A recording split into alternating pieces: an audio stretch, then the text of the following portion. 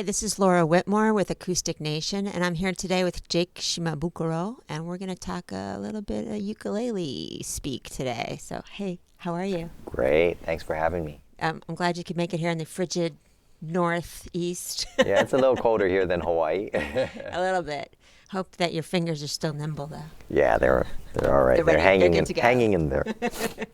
So, you recently released a DVD, Grand Ukulele Live in Boulder, which Yes. I took a little look at. Oh, thank Pretty you. awesome. Thank you very much. So, tell me a little bit about the production of the DVD and what that was like to do that recording and do the performance. And Yeah. Well, the whole Grand Ukulele thing was it was after my latest record called Grand Ukulele, and then we which was actually produced by one of my heroes, the great Alan Parsons, and Kip Winger did some of the arrangements, and we had guys like Simon Phillips, Randy Tico, and we even had a 30-piece orchestra. So it was a really great experience for me, to work with all these people. And then after the record, was released, we had this we toured the record for about a year.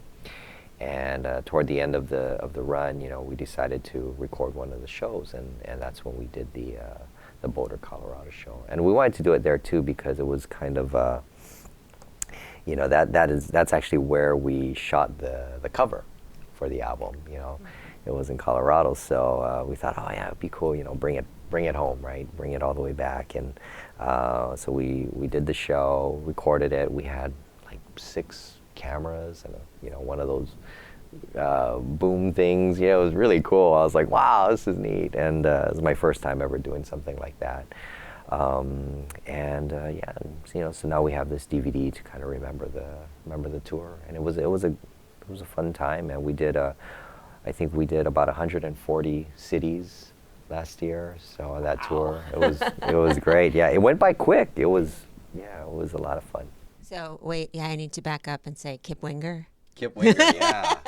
That guy's brilliant, man. I mean, he's of course, he's a rocker, but he is just so I mean, his sense of orchestration and arranging is mind-blowing. Wow, Yeah. that's really cool. And so, how did you get involved with Alan Parsons on that project? Alan came to a couple of my shows, and so that's where we met. He actually, it was a show that I had done just outside of Santa Barbara, and he and the promoter were good friends, and he was invited to the sound check. Well, he came down early for my sound check, and I got to talk with him after I was done, and we went out to dinner, and and I'm just sitting there like, oh my gosh, I am like having dinner with Alan Parsons, the legendary Alan Parsons.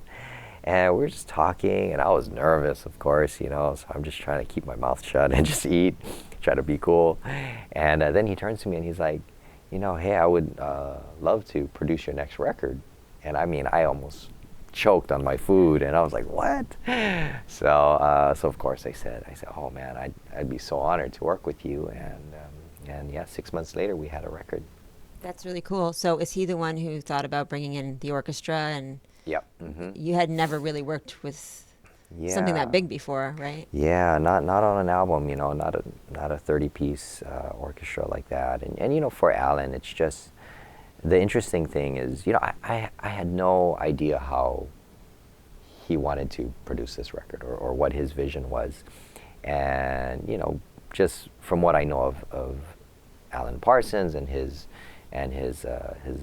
previous projects, I know that there's a lot of post-production, a lot of overdubbing and, just layering and a lot of things that go into each record, and they sound amazing. But I was surprised because he didn't want to have any overdubs on this record.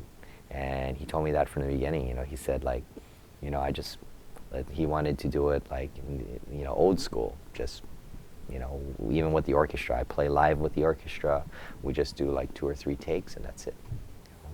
And so, and I think that's probably what we're most proud of with this record, he and I, is that there are no overdubs.